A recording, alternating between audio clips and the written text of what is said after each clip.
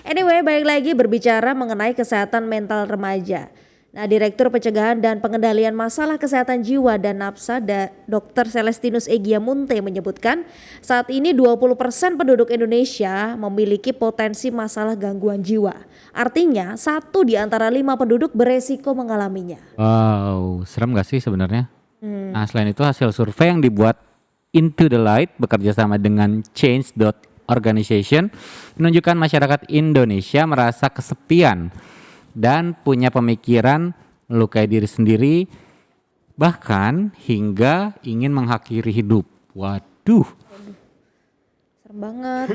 kita langsung Nah, untuk itu kita sudah terhubung dengan founder Into the Light Indonesia, Kakak Beni Prawira. Halo Kak Beni, selamat siang. Ada Bella dan Bobby di sini. Halo Bella dan Bobby. Kak Ben, aku panggilnya kakak aja, aman ya? Ya Kak, ya silakan. Nah, untuk membuka pembicaraan kita yang sangat serius ini, Kak, kita santai aja ya Kak ya. Boleh dijelaskan sedikit nggak Kak? Apa itu Into the Light?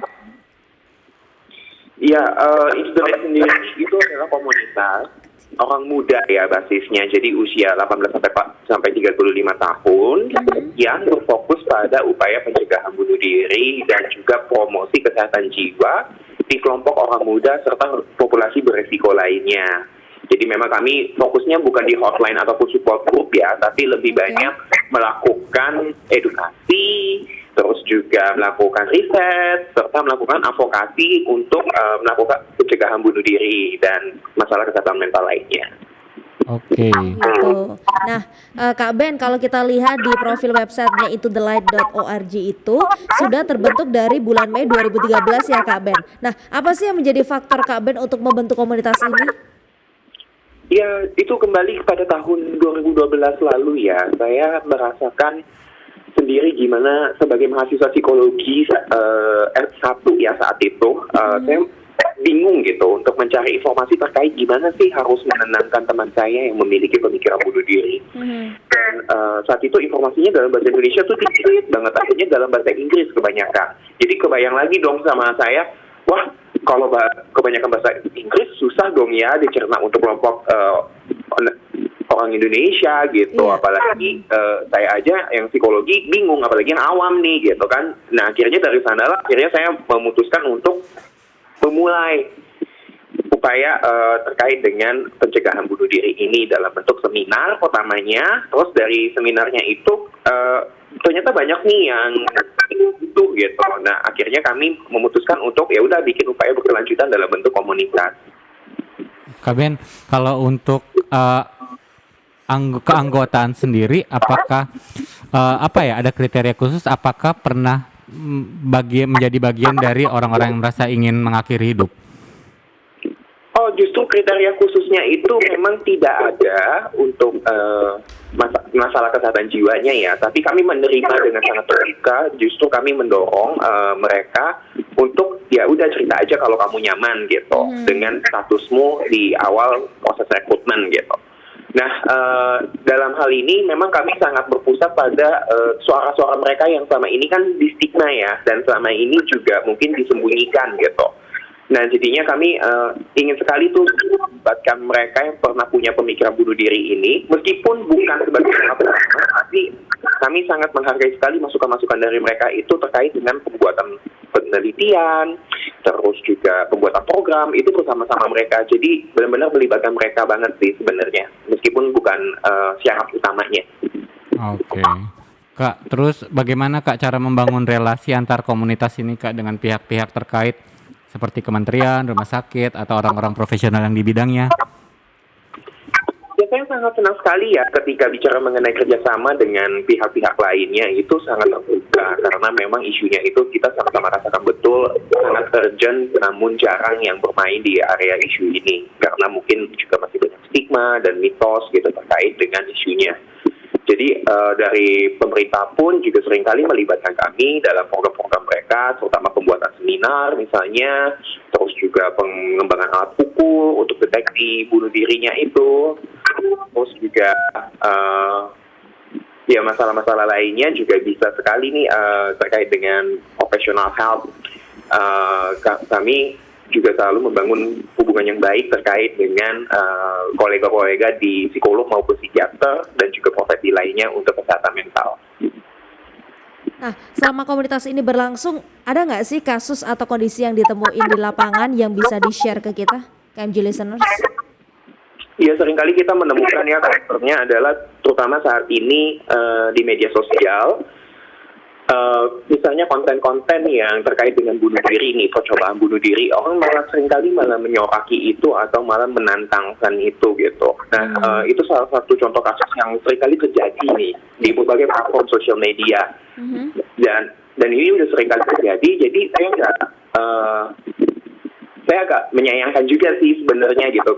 Harusnya kan ini menjadi proses pembelajaran ya, di mana kalau kita ngata-ngatain mereka, ya mereka bakal makin lakukan itu, bukan malah membantu mereka untuk bisa lebih tenang dan kembali menjalani hidup. Ini yang mungkin perlu jadi perhatian juga ya terkait dengan kasusnya. Kalau ini lumayan ini ya, apa namanya, serius untuk menanggapi kasus permasalahan mental health, apalagi yang berkaitan dengan ingin bunuh diri. Kak, kalau kita dihadapkan dengan situasi ada rekan kita yang tiba-tiba menyatakan ingin bunuh diri, kita tuh harus bersikap seperti apa sih, Kak? Iya, yang pertama kali harus kita lakukan memang mencoba untuk menahan diri supaya tidak menilai ataupun menghakimi ataupun memberikan nasihat ya. Kadang kita nasihatnya baik tapi langsung ngasih nasihat. Biarkan dia uneknya dulu, biarkan dia membuat semua emosi dan luka-lukanya dulu. Dan sehingga kita bisa betul nih dia berada dalam posisi yang aman nggak ya. Nah, nanti baru kita coba deh tuh usaha untuk merujuk ke profesional dan memastikan keamanannya dia juga. Kalau memang ditemani atau stay misalnya di support gitu ya udah coba lakukan itu dulu. Lebih seperti itu sih yang kita lakukan sebagai kelompok masyarakat. Oke. Nah, Kak, terakhir nih pesan dari Kak Ben untuk MG listeners untuk kesehatan mental para remaja. Silahkan. Ya, masa pandemi ini semuanya serba menantang ya, terutama ke masalah kesehatan mental kita. Saya rasa penting sekali untuk kita tidak serta-merta langsung mengajak mereka, terutama teman-teman remaja langsung diajak positif, langsung bahagia, optimis gitu. Perlu sekali untuk kita lebih berani untuk mendengarkan, termasuk hal-hal yang mungkin tidak nyaman bagi mereka. Dan itu pun mungkin kalau mereka tidak nyaman gitu, kok kayaknya ngeluh mulu atau gimana. Nah, ini yang perlu kita tekankan sih, bagaimana kita bisa mendengarkan sama lain, memvalidasi perasaan termasuk yang negatif, lalu sama yang melampaui bersama pandemi ini dengan solidaritas kita semua. Kak, aku masih mau nanya lagi, nggak apa-apa ya? Tadi Bella udah yang terakhir sebenarnya. Bonus.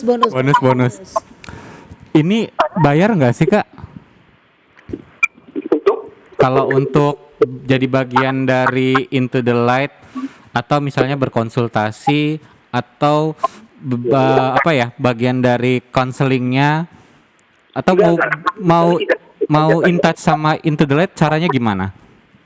Iya, jadi kami tidak memberikan jasa berbayar untuk counseling ataupun konsultasi. Jadi beda memang fungsinya kami. Halo Kak, putus. Ya.